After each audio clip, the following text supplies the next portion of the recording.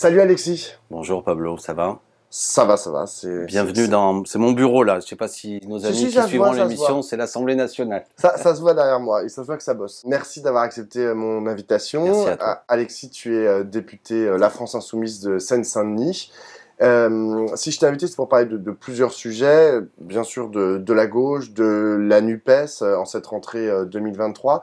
Mais d'abord, c'est aussi la rentrée des classes. Ça a beaucoup fait parler dans les médias et à mon avis aussi chez les gens, avec notamment les sorties du ministre Attal sur la question de l'abaya, enfin l'interdiction de l'abaya et maintenant la possibilité envisagée d'un uniforme obligatoire, enfin en expérimentation ou je ne sais quoi.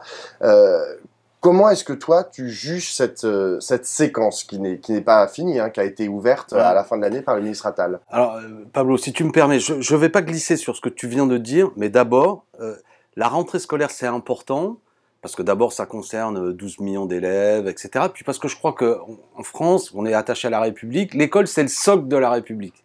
On est là souvent en train de s'enivrer de mots, mais je crois que la République, c'est le service public, la matérialisation concrète des promesses de justice et d'égalité, et l'école, c'est normalement le socle. Quand le socle va pas bien, la République elle-même ne va pas bien. Et je dirais que des problèmes, il y a toujours l'effet papillon, quoi. Un problème qu'on trouve dans l'école, en vérité, se retrouve dans la société. Donc il y a un enjeu fondamental. C'est pas quelque chose de secondaire. Donc on doit veiller à quoi? À ce que l'école tienne sa promesse d'émancipation, c'est-à-dire qu'on se retrouve tous dans une possibilité comme citoyennes, citoyens de juger nous-mêmes en fonction d'éléments de connaissance, donc lutter aussi contre l'obscurantisme qui est divers, qui est aussi religieux. Je fais une parenthèse, la République défend la liberté de conscience, le droit de croire et de ne pas croire, mais en même temps la République n'est pas un régime neutre et elle fait passer la connaissance et le savoir afin que une spiritualité est une chose, une espèce d'obscurantisme abaissant le citoyen. La République, elle, donne des outils pour que ce ne soit pas le cas. Et une fois que j'ai dit ça, en 2023, je considère, et d'ailleurs, puisqu'on parle de la gauche sur Regard, que parmi les grands chantiers qu'on a à mener, c'est que l'école va pas bien. Il y a aujourd'hui un doute qui s'est installé dans la population, parmi les nôtres, sur la qualité de l'école. Selon l'école auquel on va, on sait très bien que c'est pas tout à fait la même école qui va avoir lieu. Sortons des hypocrisies, vu que Macron arrête pas de dire qu'il y a des hypocrisies. Et je veux dire, je le vis de manière très concrète. Moi qui habite Bagnolet, qui bon, des enfants, je vais pas raconter toute ma vie, mais qui est une dernière en CM2 et se pose la question dans mon entourage amical de la rentrée en 6e. Et on voit bien chez les gens, c'est l'enjeu, c'est-à-dire que le rentrée au collège fait qu'à partir de là, ça va mettre en place des stratégies où on va aller dans des collèges, soit des collèges publics, mais pas le même. Quand tu es en banlieue, si tu peux aller à Paris, où un rapport parlementaire nous avait dit que le collège et l'établissement du secondaire, le moins bien doté de Paris, est mieux doté que la Seine-Saint-Denis, tu vois le niveau, c'est-à-dire en termes de moyens, ou alors le privé. Et on a en plus derrière moi des études très très intéressantes de chercheurs du CNRS qui nous montrent, ça s'appelle l'IPS, l'indice de positionnement social, qui fait qu'on a une concentration. Il y a toujours eu du privé en France, mais c'était du privé souvent d'abord confessionnel, parce que des gens... Aujourd'hui, c'est vraiment un lieu de ségrégation sociale. Bon, et on a ce que j'avais appelé à l'occasion du débat, puisque le mot avait été lancé sur le séparatisme, on a un séparatisme scolaire qui se met en place. Ça, c'est le chantier majeur. Nous, il faudra qu'on le prenne en charge. Majeur, c'est-à-dire comment on fait en sorte. C'est très concret. Dans ma circonscription, la ville de Montreuil, il y a 3 établissements mobilisés actuellement parce qu'il n'y a pas de profs là à la rentrée, ils sont pas là.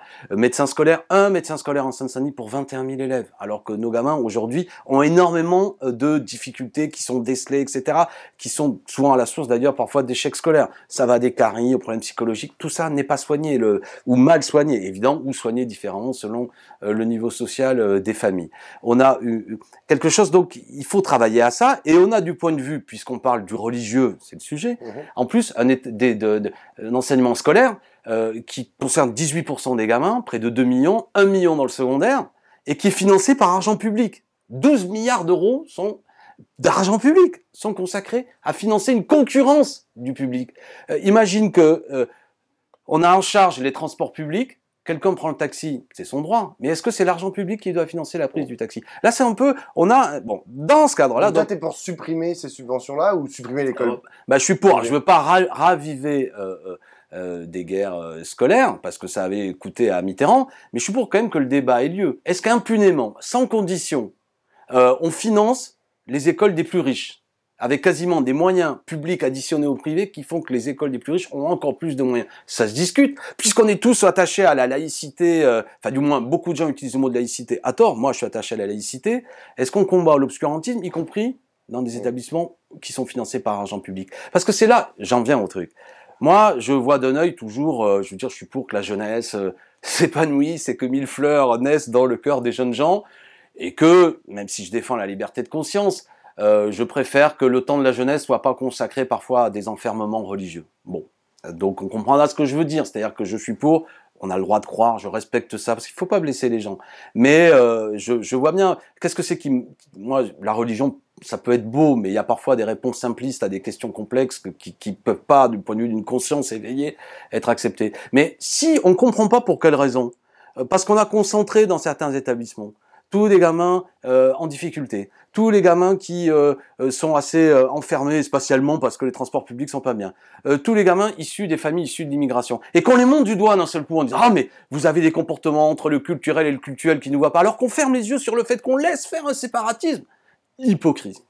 Voilà. Hypocrisie et conversation politique, de rentrer, non pas sur ce que je viens de dire, où on dirait... sabre au clair, menons le combat contre le fait, allez, on embauche des enseignants, on augmente vraiment le salaire des enseignants. Il y a une entourloupe, ils avaient promis 10% d'augmentation, c'est au mieux 5,5% avec 5,2%, etc. Donc tout ça n'est pas fait, il n'y a pas des médecins scolaires comme on fait, et on mène une conversation qui vise à dire le problème, c'est quelques centaines de cas, etc. Alors, après, je suis bavard, mais c'est des vieux débats, tout ça. Aristide Briand, moi j'aime la loi de 1905, séparation de l'Église et de l'État. Œuvre considérable. Je suis d'accord même avec la loi de 2004, pas de signe religieux clairement établi. Mais après sur les costumes, et c'est marrant parce que j'invite chacun à relire le débat de 1905. Aristide Briand se fait interpeller à un moment donné par des gens, sans doute que j'aurais trouvé très sympathiques, très laïques, voire même un peu anticléricaux, c'est le cas de l'époque, qui disent votre commission, tu connais le truc, votre commission n'a pas abordé la question des costumes. Peut-être que tu en as déjà parlé sur Regard, donc je vais faire de la redite. Et à ce moment-là, Aristide Briand dit... L'habileté des tailleurs combinée à celle des prêtres aura tôt fait de retrouver d'autres tenues religieuses. Parce que ce que veulent, pardon, ce que je suis pas allé, tu m'as coupé, mais ce que veut Chabert, c'est l'interdiction de la soutane.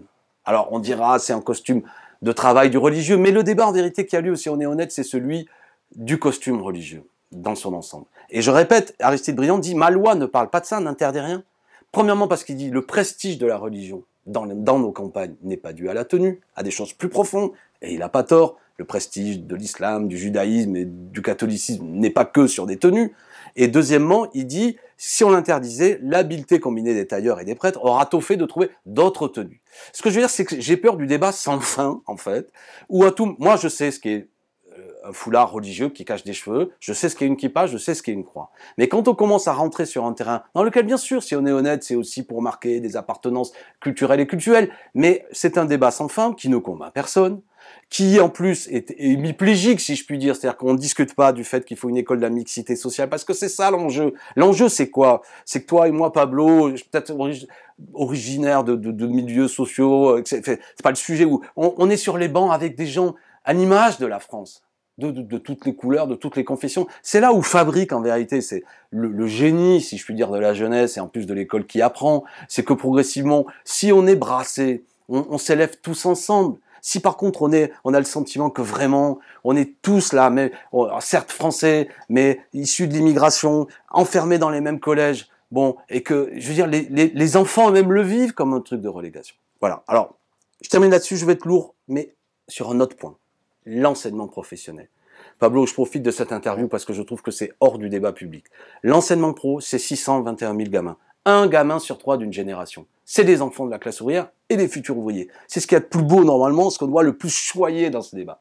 Et là, ce que fait Macron, c'est une succession de mesures qui fait suite à d'autres mesures. Il affaiblit encore plus le lycée professionnel. Moi, je suis professeur de lycée professionnel. Ça peut être une voie de l'excellence. Ça l'est pas toujours, hein, parce que soyons honnêtes, il y a aussi la manière dont le système un peu pervers, utilise l'enseignement professionnel. Quand un gamin qui a des difficultés au collège, on lui dit si tu travailles pas bien, tu finiras en lycée pro. Et moi, j'ai récupéré des gamins cassés psychologiquement par le système lui-même. Mais l'enseignement pro, ça peut être magnifique. Amener des gens vers des bacs professionnels, des diplômes de techniciens supérieurs, de l'enseignement supérieur. Et nos métiers aujourd'hui ont besoin d'excellence. Qu'est-ce qui est en train de se passer? Ils sont en train de supprimer 4 semaines de cours pour les transformer en 4 semaines supplémentaires de stages. On me dit parfois, il faut des stages. Oui, mais on en fait déjà.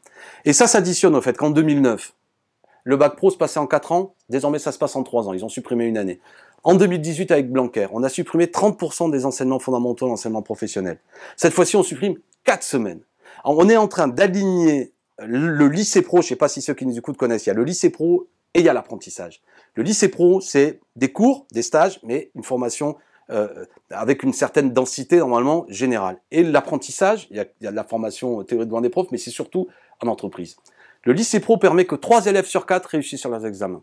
L'apprentissage, c'est seulement 2 élèves sur 5 qui réussissent. Et pourtant, Macron, son modèle, c'est l'apprentissage. C'est quoi l'enjeu?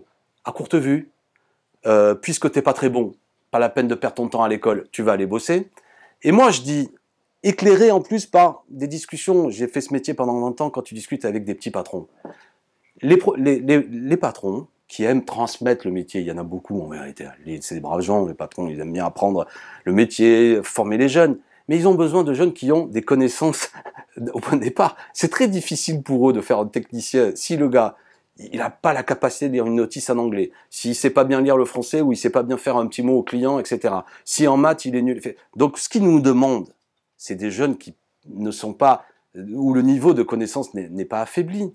Donc voilà. Et ça, comme Macron le fait, et que je trouve qu'il y a beaucoup de coups de trompette médiatiques pour dire c'est merveilleux, pour la première fois on s'en occupe, et que en plus c'est l'angle mort souvent de nos débats. C'est-à-dire que comme c'est les enfants de prolo, les fils de... Bon, on en a rien à foutre, je parle pas de toi, hein, mais je veux dire souvent, moi je lance un signal d'alerte en disant, ils sont en train d'affaiblir la formation d'un gamin sur 3, c'est pas bon. Moi je suis pour revenir au bac à 4 ans, je suis pour renforcer les connaissances dans le lycée pro, je suis pour en faire une voie d'excellence et pas nous aligner sur l'apprentissage qui peut être utile parfois, mais qui quand même est de moins bonne qualité. Alors, t'as abordé J'ai été long, pardon. Non, mais t'as été long, mais c'était intéressant. Alors, sur la question du lycée pro, non, j'ai parlé un peu de Popol. Hein. Sur la question du lycée pro, on a la gauche qui est relativement unie. Hein. Je me souviens au moment de la proposition de la réforme, toute la gauche avait fait front. On n'avait peut-être pas parlé assez, mais au moins elle était unie. En revanche, sur les premières questions que tu as abordées, sur la question de la laïcité à l'école, sur la question qui ont animé ces dernières semaines sur la baya, etc. Là, on peut pas vraiment dire que la gauche était unie. On a il y a eu des gens qui ont tenté de faire des ponts, mais en gros, tu as d'un côté certains socialistes, des communistes qui ont décidé que l'interdiction des abayas c'était très bien, et d'un autre côté, notamment chez les Insoumis et chez les Verts, des gens qui fustigeaient cette note de service interdisant les abayas. Donc, la gauche est divisée. En cette rentrée, la NUPES est divisée. Enfin, je veux dire, c'est un fait. Enfin, personne ne l'apprend. Les gens qui regardent, ceux qui vont regarder cette interview vont pas l'apprendre. Hein. Enfin, ils le savent. La NUPES est divisée. Comment est-ce que tu qualifies le moment qu'est en train de vivre la NUPES? Est-ce que tu le qualifies, tu te dis, putain, c'est la cata, demain c'est fini? Ou est-ce que tu as encore de l'espoir que cette... je sais pas comment on appelle ça, cette formation, cette organisation entre différents partis va pouvoir continuer d'exister ou écoute, ça? Moi je suis un militant, donc il faut avoir l'optimisme de la volonté. Militant, ça veut dire quoi? Militer, ça veut dire on a la conviction que le fait d'agir peut peser sur les événements et les modifier. D'accord? Donc voilà, à la différence d'observateurs, c'est intéressant de dire des observateurs, des chercheurs, mais le militant, il cherche à peser sur les événements. Alors, premièrement, je vais essayer d'être moins long, parce que je t'ai peut-être fait un tunnel tout à l'heure et que ceux qui nous écoutent trouvent ça un peu... la NUPES se rappelait d'où elle vient. Il y a un an, un peu plus d'un an, c'était difficile d'imaginer que on était en capacité de le faire. Moi, j'ai un long compagnonnage avec Jean-Luc Mélenchon, et quand on fait la France Insoumise, c'est dans un moment de l'échec de ce que va donner le quinquennat Hollande, de la peur que cet échec entraîne la gauche française dans une situation à l'italienne, comme on dit, c'est-à-dire de quasi-disparition dans un pays où il y avait des puissants partis communistes et partis socialistes. Et donc cette idée d'une période, pour nous, avec la France Insoumise, très identitaire, de mise à distance des autres, en disant en gros, rappelle-toi, c'était la campagne de 2017, que certains qualifiaient de populiste, et dans le vocabulaire populaire qui passait pas son temps à dire la gauche, mais plutôt le peuple, et essayer de reforger un programme politique, un imaginaire politique qui s'adressait à des gens qui se disaient putain, pardon de la vulgarité, mais la gauche c'est nul, etc., etc. D'accord, on passe toute cette période. 2017, le score extrêmement significatif de Jean-Luc Mélenchon. 2022, et là le score extraordinaire de Jean-Luc Mélenchon, mais on n'arrive pas à être au second tour. Mais Ce qui se passe, c'est que nous sommes devenus, par le score à l'occasion de l'élection présidentielle, qui est quand même l'élection de la clé de voûte de la Ve République, l'élection phare avec le taux de participation le plus important, la force majeure, et nous prenons la responsabilité d'être à l'initiative de ce tournant stratégique qu'est la NUPES, et d'en être la colonne vertébrale. Je l'ai applaudi, j'ai soutenu tout ça dans une discussion interne, j'ai dit, il faut le faire. Je crois que ça correspond au moment politique particulier dans lequel nous sommes, où le paysage politique issu de 1945 a évolué. On a aujourd'hui une tripolarisation de la vie politique, on le voit bien, un pôle d'extrême droite assez cohérent, avec une candidate assez cohérente, qui s'est même renforcée du satellite Zemmour, enfin, quelque chose qui est là.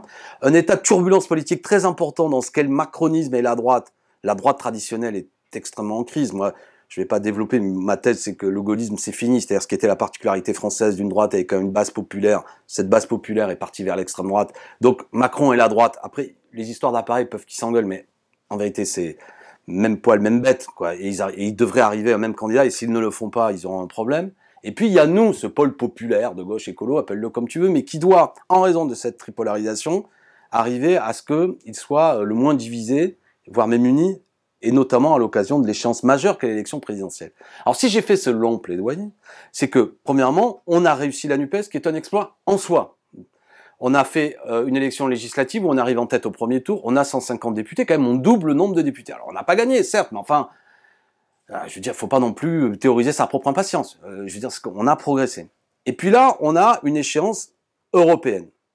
Je plaide pour que nous ayons une liste commune NUPES à l'occasion des élections européennes. Pourquoi ? Parce que je pense que ça pourrait créer les conditions, si cette liste est dynamique et cohérente, on peut se planter aussi, si elle existait, mais que ce qui sort de l'élection européenne soit pas l'idée que l'extrême droite domine et accrochée par Renaissance, et puis nous on est éclatés dans toute une série de formations, mais qu'on soit en capacité d'être au même niveau, voire même devant. Pourquoi ? Parce que je souhaite que ce soit propulsif pour nous amener vers 2027. Donc à l'heure où tu me poses cette question, on est dans ce débat. Moi, j'irai pas jusqu'à dire on est éclaté. Il y a un désaccord stratégique, notamment de certains de nos amis de formation, qui eux pensent que comme c'est une élection à un tour proportionnel, c'est l'occasion de faire entendre ces différences. J'ai l'expérience. Donc tu penses que le problème, il est juste sur la question des élections européennes, et de la liste unique ou pas ? Il y a des accords stratégiques. Là, il faudrait que tu interroges les camarades à la direction de LV les plus déterminés, parce que je vais pas développer leur argumentation, mais de ce que j'en comprends, et je l'ai essayé de l'écouter attentivement, c'est plutôt de dire c'est une élection proportionnelle à un tour, c'est pas grave si on est divisé, parce qu'après tout, 3 fois 10, ça fait 30, etc. Bon, et moi disant, enfin je suis pas le seul, que 3 fois 10, ça fait 30, d'accord, mais il faut avoir le temps de cette addition. Si on fait 30 tout court, c'est plutôt le signal qui est envoyé que nous sommes en tête de l'élection midterm, quoi, si je puis dire. Et on est, puisqu'on est en tête, en capacité de gagner l'élection présidentielle, ce qui est un signal pour toute une série de gens qui s'abstiennent, parce que ce qui va dominer l'élection européenne, c'est aussi souvent l'abstention. Un électeur sur deux vient pas voter. Donc voilà, je pense qu'il y a ce désaccord. Comme on n'est pas des gamins tous les deux, on sait très bien qu'il y a aussi peut-être la volonté de se dire on va rééquilibrer les rapports de force au sein de la NUPES. Mais ça, c'est important. C'est pas négligeable. C'est-à-dire que, comme tu l'as dit tout à l'heure, la France Insoumise a été à un moment la colonne vertébrale, la clé de voûte en fait de la NUPES. Et aujourd'hui, vous avez des partenaires, le Parti communiste, Europe Écologie Les Verts et le Parti socialiste, qui disent en fait, nous, on n'a pas réussi à exister avec ce dispositif. Et donc, ce qu'on propose, c'est que lors des européennes, il y a un réajustement en fait qui nous donne un peu plus de possibilités d'existence. Mais ayons une discussion loyale. Imaginons une France insoumise conquérante et sûre d'elle et dominatrice, comme dirait l'autre, aux législatives. Les FI auraient eu moins de députés, mais les autres n'en auraient eu aucun sans doute. D'accord ? Donc, il y a aussi des formations... C'était win-win, comme dirait l'autre. Mais moi, je suis d'accord avec ça, de toute manière. Et surtout, c'est dommage, en termes de propulsivité politique, et donc c'est pour ça que je continue à militer pour essayer de plaider et de convaincre, qu'on rate cette échéance européenne. Bien sûr, certains diront, il peut y avoir des avantages, mais alors les sondages sont les sondages. Enfin, ce que ça nous montre, c'est que ceux qui veulent rééquilibrer les rapports de force, pour l'instant, ça ne marche même pas. D'accord ? Donc, j'invite chacun à réfléchir par rapport à ça. Donc, ta question est pertinente. Ma réponse est de dire qu'actuellement, il y a cette discussion stratégique de turbulence, stratégique en plus qui amène beaucoup de choses, que pour l'instant, je suis insatisfait évidemment de ce qui est en train d'avoir lieu, que je continue à plaider pour essayer de convaincre. Moi, j'ai passé les universités d'été, là, je suis allé à Blois, je suis allé au Havre pour essayer de discuter avec le PS autant que possible, le LV, etc. On en est là. Peut-être que la situation politique elle-même, qui nous amène, je dis ça jusqu'à la fin de l'année, début janvier, peut amener à ce que la réflexion continue à infuser au sein des organisations politiques. Et puis moi, je reste attaché à la NUPES comme étant une stratégie qui est un cycle politique qui nous amène à pouvoir l'emporter à l'occasion de l'élection présidentielle. Et vous savez, et tu sais, les gens, t'as dit le win-win, là, j'aime pas faire des anglicismes, mais les gens, ils veulent la win. Je parle pas du noyau des 8-10 millions de militants qui votent, mais il y a 13 millions d'abstentionnistes, des gens qui se cherchent. Et on peut les entraîner si on a l'impression que là, il y a une possibilité de victoire. Donc la question en politique, du profil politique qu'on a, de l'image qu'on donne symbolique, elle est majeure. Les gens, tu sais comment c'est, la puissance, la force va à la force, comme on dit. Ouais. Donc attention à ce que dans nos subtilités, je m'adresse à mes amis qui veulent pas de liste commune, on fabrique nous-mêmes une espèce de sentiment dans les milieux populaires que de toute façon ça sert à rien d'aller voter, déjà que j'avais pas envie, en plus que ce que j'en ai à faire. Bon, voilà. Donc mais c'est vrai que quand on regarde, tout à l'heure tu parlais, tu remontais l'histoire au début de la création de la France Insoumise, donc c'était en gros il y a 9 ans. Non, la France Insoumise c'est 2016. Tu me dis c'est peut-être il y a 9 ans. Enfin. Bah ouais, c'était il y a 8 ans. Enfin, genre ça commence à avancer.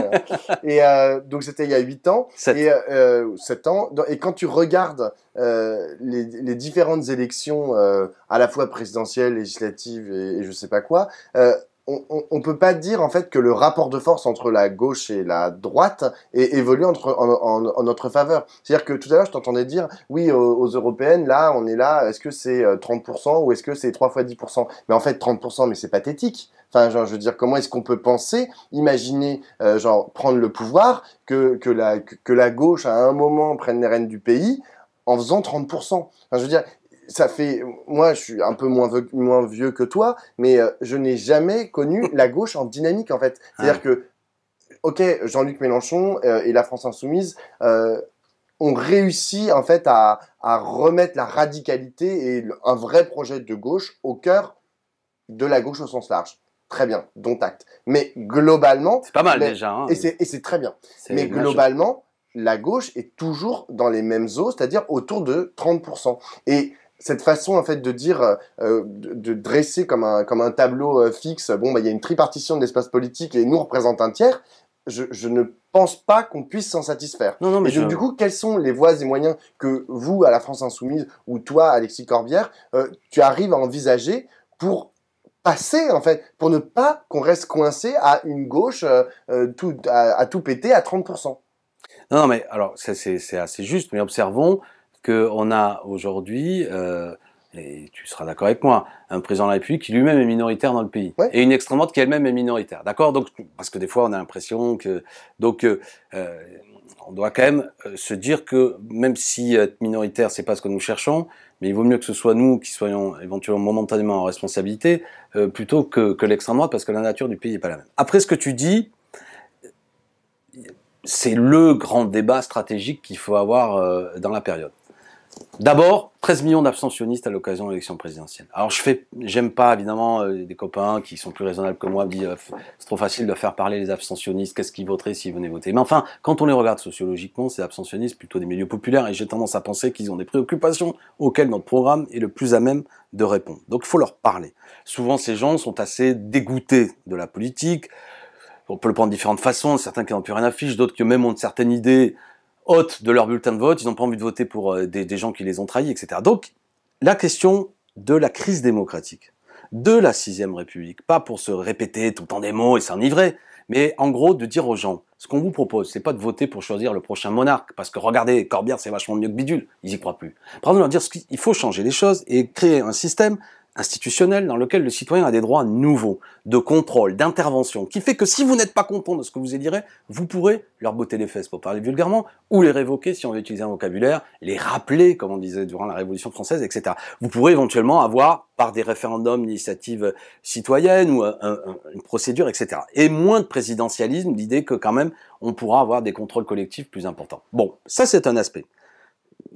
Leur parler de leurs préoccupations et essayer d'éviter tous les pièges de la vie politique et médiatique, c'est-à-dire rester concentré sur le fait que leurs préoccupations à eux sont souvent des préoccupations sociales et que il faut y apporter des réponses, se répondre à la question démocratique. Après, il faut rassembler malgré tout la tâche de la NUPES, c'est-à-dire qu'on a vu que même si on est les plus forts, les millions de voix qui nous manquent sont nécessaires.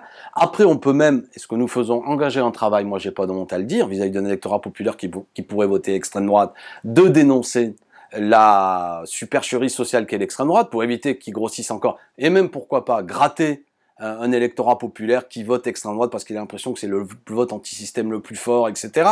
Donc ça aussi, il y a un travail de lutte contre l'extrême droite, pas seulement dans une agitation, au secours, le fascisme revient, bon, ce qui par ailleurs est pas mauvais aussi de se dire ça, mais d'un travail, d'un combat front contre front, si je puis dire, sur la question sociale.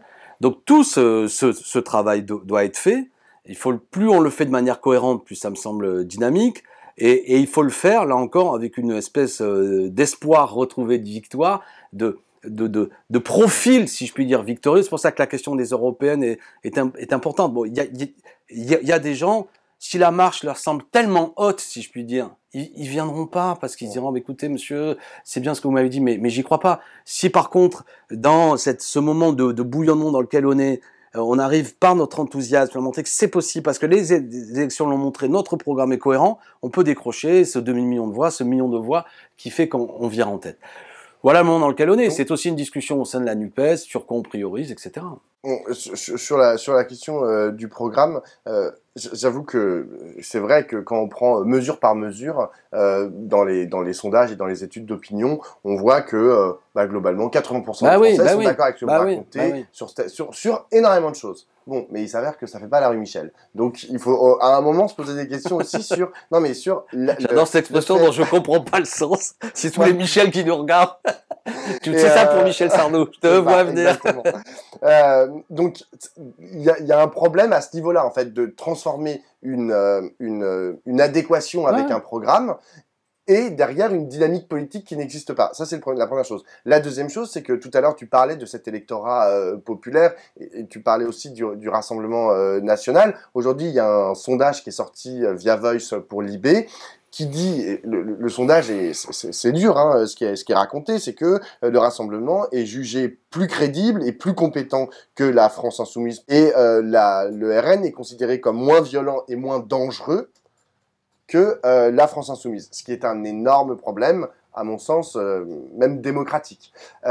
Comment est-ce qu'on fait est-ce que ces questions-là, vous les posez à la France Insoumise? Est-ce qu'il y a c'est quoi les voies de sortie, en fait, pour sortir de ce marasme, en fait, de cette cornérisation systématique de la France Insoumise et plus largement de la NUPES? Maintenant, à la télévision et même avec mes potes ou je sais pas quoi, ou à la plage ou dans ma famille éloignée, on me dit ah bah oui, mais la NUPES, l'extrême gauche. Alors, je vais te faire une réponse, c'est important ce que tu pointes, je vais te faire une réponse en 2 temps. Premièrement, c'est le produit quand même d'une campagne de presse incroyable, d'une diabolisation de ce que nous faisons. Je veux dire, chaque mot, chaque geste, chaque intention supposée, etc., est toujours interprétée d'une manière extrêmement inquiétante de ce que nous faisons. On est assimilé banal à l'extrême droite, on se fait traiter des pires choses pour un homme comme moi, quand j'entends des choses sur soi-disant antisémites et tout, c'est insupportable. Bon, c'est totalement faux, on te dit que enfin, je veux dire, c'est même pas précis ce qu'on reproche. Bon, tout ça produit un effet, qui est assez inacceptable, mais j'invite quand même tout ce système médiatico-politique qui a fabriqué ça à s'interroger. Pour ce qui est du système médiatique, c'est une chose, mais de forces politiques qui même se prétendent de gauche, etc., la manière dont ils nous ont cogné dessus, de manière injuste, fabrique ça, c'est-à-dire une espèce d'inquiétude. Les gens qui voient le débat se disent ouais, c'est vrai qu'ils ont l'air un petit peu étranges, ces insoumis. Ça, c'est une chose. Par ailleurs, il faut interroger malgré tout ce sondage.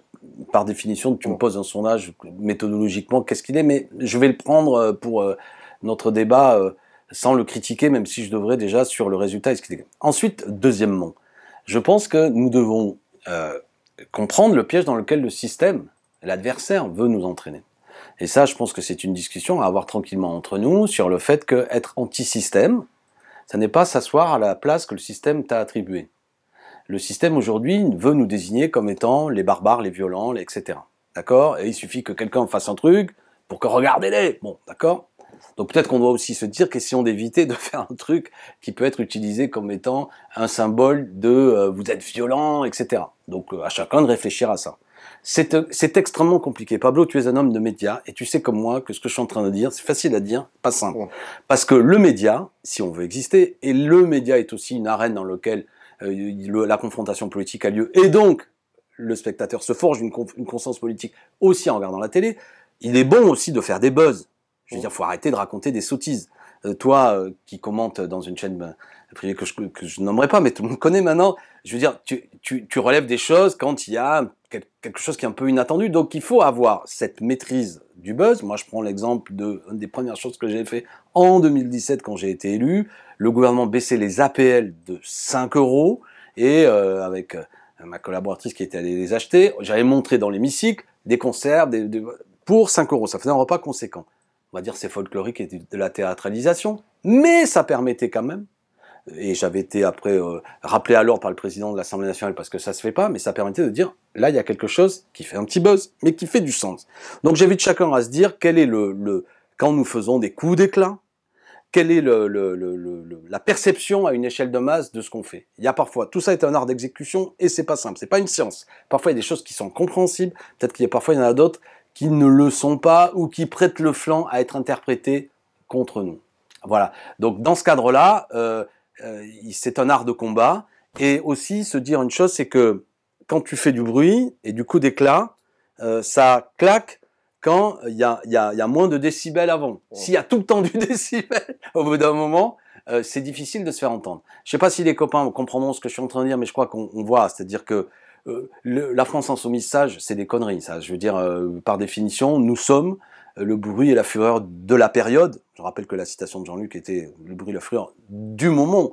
C'est-à-dire que les guerres sont là, les injustices sont là, la crise écologique est là, la planète elle-même est en danger, et des gens qui veulent transformer tout ça ne sont pas des personnages mièvres en train de dire s'il vous plaît, etc. Ce sont des gens qui expriment une détermination et qui, par leur personnalité même et leur manière de parler, doivent incarner cette personnalisation dans un jeu médiatique. J'ai pas de problème avec ça. Donc on ne doit pas être ceux qui passent leur temps à s'excuser de vivre ou qui... bon. Mais ce que nous faisons doit aussi être en capacité d'être compréhensible et d'aller chercher ce dont on parlait tout à l'heure. Pas seulement se satisfaire des milieux militants qui sont parfois les plus déterminés et qui se réjouissent.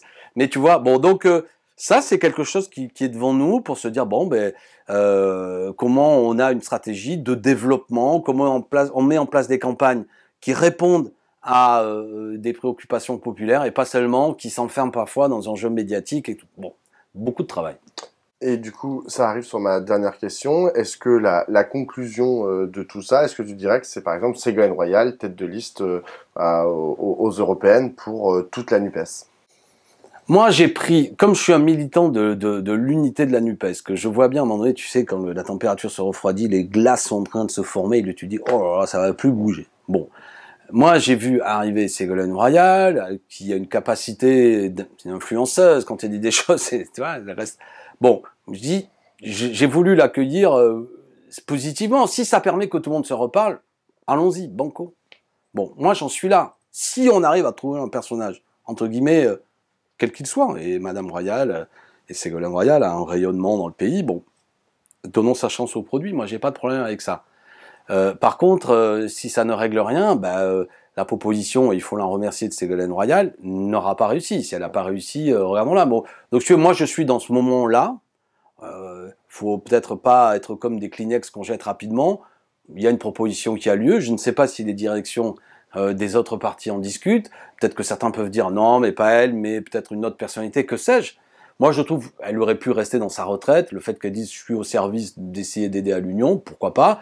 Si elle n'y arrive pas, c'est pas que de sa faute. Mais et pourtant, elle représente quoi, Ségolène Royal? Parce que pour moi, elle représente des trucs. C'est un personnage compliqué, hein, ça c'est clair, elle le sait. Moi, j'ai pas... tu sais, en 2007, on était dans des débats, j'étais militant du Parti Socialiste, à la gauche du Parti Socialiste avec Jean-Luc Mélenchon, nous n'avions pas accueilli positivement l'arrivée de Ségolène Royal. J'euphémise beaucoup. Avec le recul, je pense qu'on avait tort sur beaucoup d'aspects, parce qu'elle a fait une campagne qui avait, malgré tout, redynamisé, elle avait eu un soutien populaire assez fort, elle avait effectivement brisé ou essayé d'affronter l'appareil socialiste et tous ses barons. Bon, ça, c'était pas ce qu'il y a de plus mauvais. Après, c'est un personnage qui s'est cherché et qui cherche à essayer d'émettre politiquement. Je suis parfois étonné, mais ce que je dis, c'est vraiment du doigt mouillé, que parmi les plus jeunes, les jeunes, là, elle est une personnalité un peu à part, écoutée, etc., qui ne produit pas de rejet. Moi, j'ai envie de dire au-delà, j'ai envie de respecter Ségolène Royal, qui en plus c'est un personnage, ce que j'appelle personnage, si elle m'écoute, qu'elle le prend pas mal, c'est-à-dire quelqu'un, elle a une puissance, c'est une oratrice quand même qui convoque des affects. C'est pas rien dans la Et politique. contrairement à d'autres, elle est arrivée au deuxième tour. Et elle est arrivée au second. Non, mais ce qu'elle a fait. Non, mais tu sais, souvent on dit le soutien, puisque beaucoup de mes copains parfois sont là, les milieux populaires et tout, les quartiers populaires, comme ils disent, et je suis d'accord avec ça. Le score de Ségolène Royal au premier tour d'élection présidentielle, même au second, les quartiers populaires, est incroyable. Elle avait un soutien populaire très fort. Elle est allée au second tour, elle a été très courageuse, elle avait tout le monde sur le dos, l'appareil du parti, tout ça. Non, mais elle est respectable malgré tout.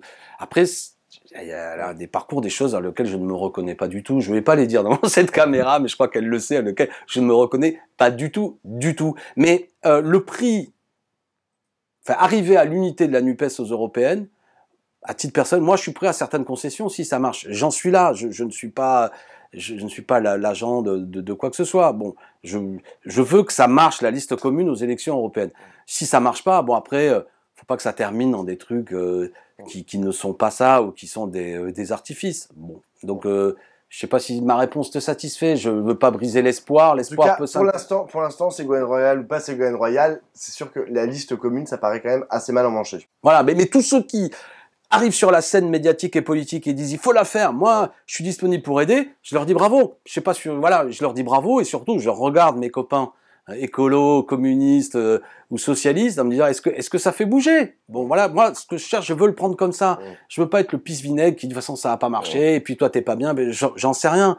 Et surtout je veux convaincre, pas on n'arrivera pas à se contraindre, même si la politique c'est du rapport de force, convaincre sur le fait qu'il y a une utilité à ça et dire aux camarades attention, s'affaiblir collectivement à une élection, c'est prendre le risque effectivement que c'est l'ensemble de notre camp qui est affaibli. Beaucoup de gens nous voient de manière assez, encore avec beaucoup de méfiance. Et puisque tu citais des sondages, l'ultra-majorité, j'ai oublié le chiffre, mais des sympathisants de NUPES, je crois qu'on est à 80%, veulent une liste commune aux élections européennes. Faisons-le. Merci beaucoup, Alexis.